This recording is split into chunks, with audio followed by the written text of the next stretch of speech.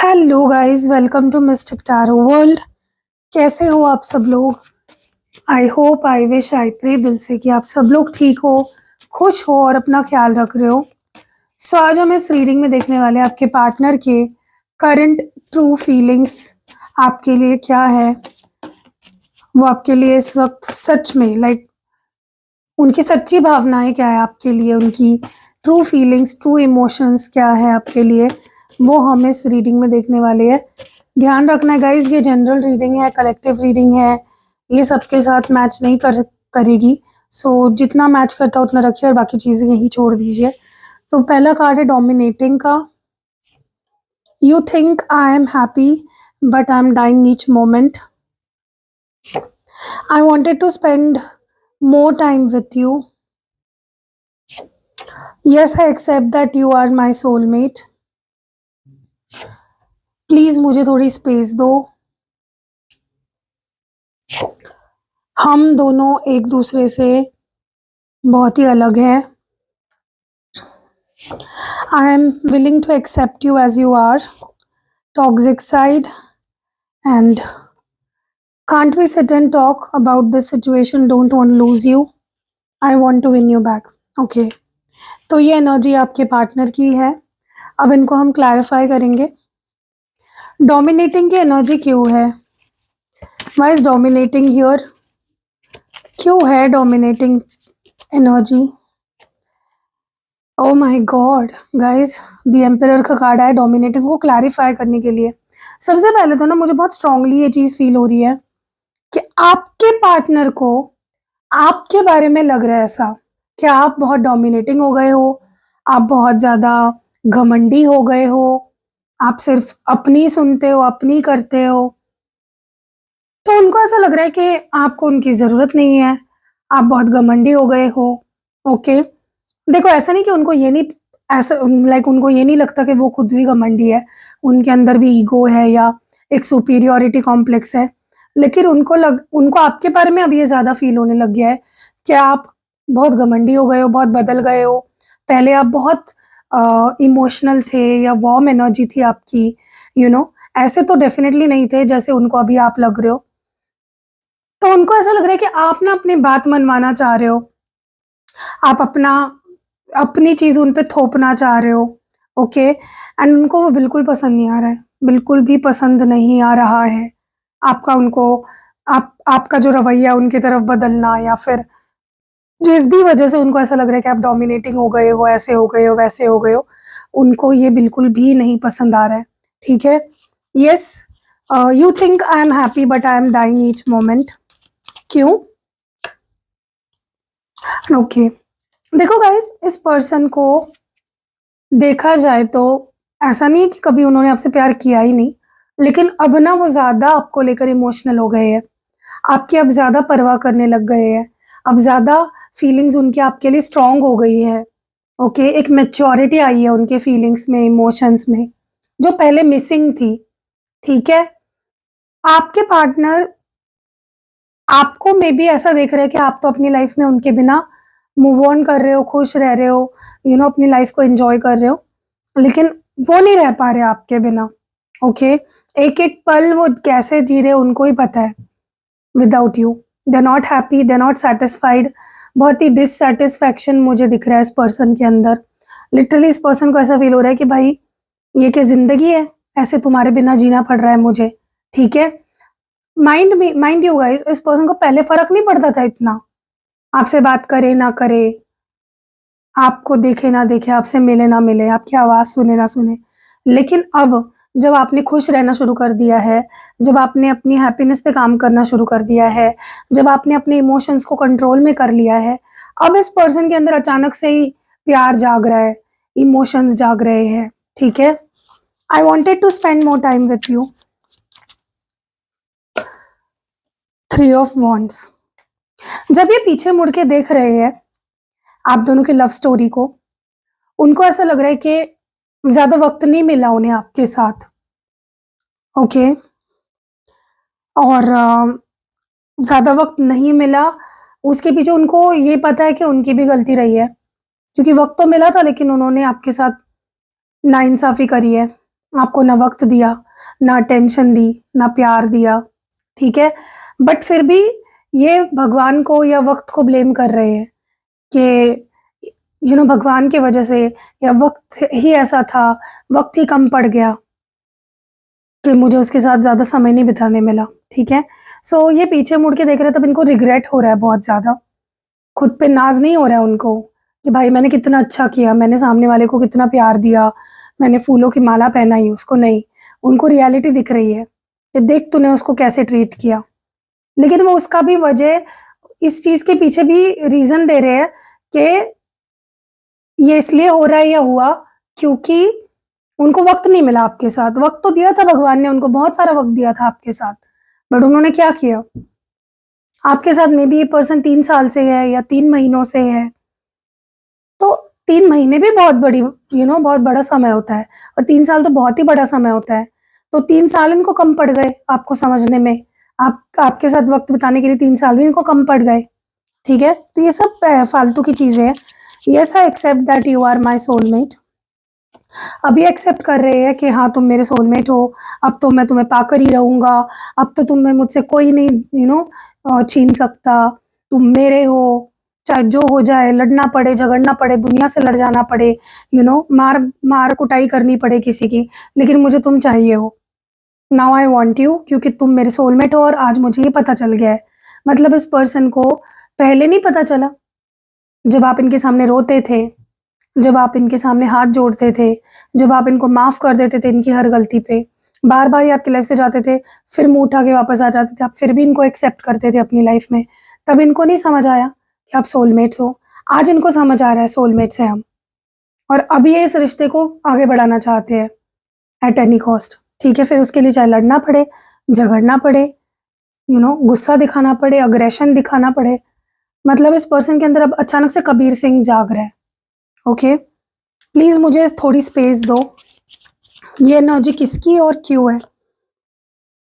Guys मुझे ना ऐसा लग रहा है कि अगर आप इस पर्सन से दूरी रख रहे हो थोड़ी-सी, आप इन पे ट्रस्ट नहीं कर रहे हो, या अगर आप इनको ऐसे जता रहे हो या बता रहे हो या दिखा रहे हो कि भाई मुझसे थोड़ा दूर रहो, मुझे थोड़ी स्पेस चाहिए, तो वो ना उनको बर्डन कर रही है चीज़। क्योंकि रिजेक्शन लगता है उनको। जब भी आप इनको बोलते हो ना कि प्लीज़ थोड़ा-सा मुझे वक़्त दो, वक़्त दो, मतलब थोड़ा-सा गिव मी सम टाइम, मुझे सोचने तो दो कि मुझे अब तुम्हारे साथ रहना भी है या नहीं, या मुझे आगे क्या करना है, सोचने के लिए वक़्त तो दो। वो उनको ना प्रेशर करने लगती है वो चीज़। बजाए कि वो ये सोचे कि भाई सामने वाले को मुझे वक़्त देना चाहिए, क्योंकि मैंने सामने वाले के साथ बहुत बुरा किया है पास्ट में। तो वो प्रेशर ले रहे हैं, वो बर्डन ले रहे हैं उस चीज़ का। उनको उनको लग रहा है आप उनको रिजेक्ट कर रहे हो, ठीक है? और ये उल्टा भी हो सकता है, मे बी इन्होंने हमेशा आपको बोला कि मुझसे दूर रहो, मुझे थोड़ा टाइम दो, यू नो मुझे थोड़ी स्पेस दो, let give me some time, give me some space. मेरे ऊपर इस चीज़ का बर्डन है, उस चीज़ का बर्डन है, मैं तुम्हें अभी कमिटमेंट नहीं दे सकता, मैं तुमसे बात नहीं कर सकता। तो या तो आपने किया है, आप कर रहे हो उनके साथ अभी, या तो वो उन्होंने आपके साथ ये चीज़ पहले करी है, ठीक है? हम दोनों एक-दूसरे से बहुत अलग हैं। ओके, मुझे ना ऐसा लगता है गाइस, आप में से कोई तो डेफ़िनेटली सामने वाले से छोटा है, या फिर अगर छोटा नहीं भी एज में, इमैच्योर है, ओके? तो आपके पार्टनर में भी आपको ऐसे देख रहे हैं कि आप उनसे कम मैच्योर हो when it comes to love, रिश्ता। आप उनके सामने, मतलब वो उनको बहुत सब कुछ समझ में आता है, और आपको कुछ भी समझ में नहीं आता है about love. That is how they see you, okay? ज़रूरी नहीं है ये सच हो, या तो वाइस वर्सा भी हो सकता है। मे बी वो ऐसे है, वो इमोशनली इमैच्योर है, उनको नहीं रिश्ते निभाने आते। तो इस पर्सन को पता है, ठीक है, कि आप दोनों अलग हो एक-दूसरे से बहुत ज़्यादा। एक बहुत मैच्योर है, एक बहुत इमैच्योर है। एक बहुत ही कॉन्फिडेंट है, एक बहुत ही लेस कॉन्फिडेंट है। तो लेकिन आपके पार्टनर को उससे कोई फ़र्क नहीं पड़ता। अ, लेकिन वो इस रियलिटी को एक्सेप्ट कर रहे हैं कि हाँ, मुझे पता है कि हम दोनों एक-दूसरे से बहुत अलग हैं, okay? I am willing to accept you as you are. Guys, या आप इस पर्सन को ना आप में कुछ तो ख़ामियाँ नज़र आती है, ओके? इनको ऐसा लगता है, मतलब ये आपके बारे में ही कह रहे थे कि तुम इमैच्योर हो, तुम्हें प्यार का मतलब नहीं पता, तुम्हें रिश्ते निभाना नहीं आता, ये वो, ये आपको ही कह रहे थे।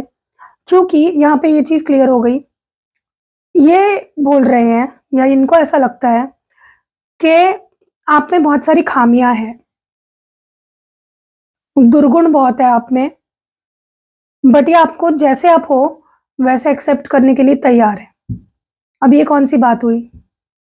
ओके, मतलब हर चीज़ का ब्लेम आपके ऊपर डालना, तुम ऐसे तुम वैसे, तुम्हारे अंदर लाख खामियां हैं और देखो मैं तुम्हें एक्सेप्ट कर रहा हूँ।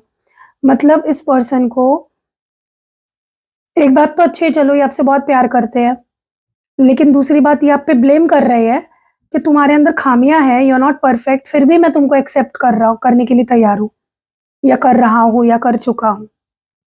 तो मुझे नहीं लगता गाइस, लेकिन आपके अंदर कोई खामी है जिसकी ये बात कर रहे हैं।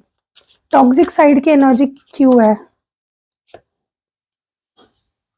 ओके, देखो मुझे ना ऐसा लगता है कि आपके पार्टनर कहीं ना कहीं जितना समय आपसे दूर बिताते हैं, जितना कॉन्टेम्पलेट करते हैं, अपने अंदर झांकने की कोशिश करते हैं, उनको रियलाइज होता है कि उनके उनके अंदर भी एक टॉक्सिक साइड है। मतलब इस पर्सन को ये चीज़ समझ आ गई है कि मैं तुम्हें हमेशा बोलता हूँ ना, तुम में ये कमी है वो कमी है, तुम मेरे प्यार को समझते ही नहीं, तुम मेरी रिस्पेक्ट ही नहीं करते, लेकिन वो तो प्रॉब्लम मुझ में भी है, मैं भी नहीं समझ पाता, मैं भी टॉक्सिक हूँ।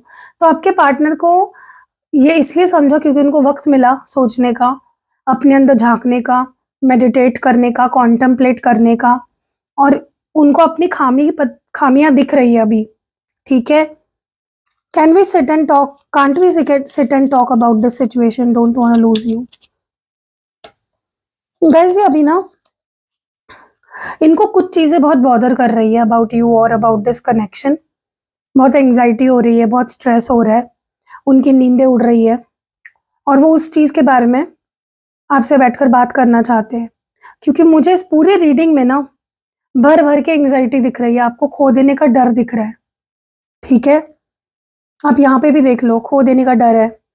तो ये पर्सन अब आपको खोना नहीं चाहते फिर से, इसीलिए ये बैठकर आपसे बात करना चाहते हैं। जो भी सिचुएशन है, आप दोनों के बीच में जो भी प्रॉब्लम है, उस पर बैठ के बात करना चाहते हैं। ठीक है, I want to win you back, क्योंकि उनको बॉदर कर रही है वो चीज़।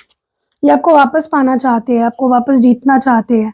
यस, 3 ऑफ कप्स, ये आपको फिर से पाना चाहते हैं, आपके साथ वही अच्छा समय स्पेंड करना चाहते हैं जैसे पहले करते थे, घूमना फिरना, पार्टी करना, दोस्तों मतलब मे बी उनके दोस्त आपके दोस्त, या कुछ भी जो भी आप लोग एंजॉय करने के लिए करते थे, they want that days back, and ये वापस आपको पाना चाहते हैं, उनका इंटेंशन है टू विन यू बैक।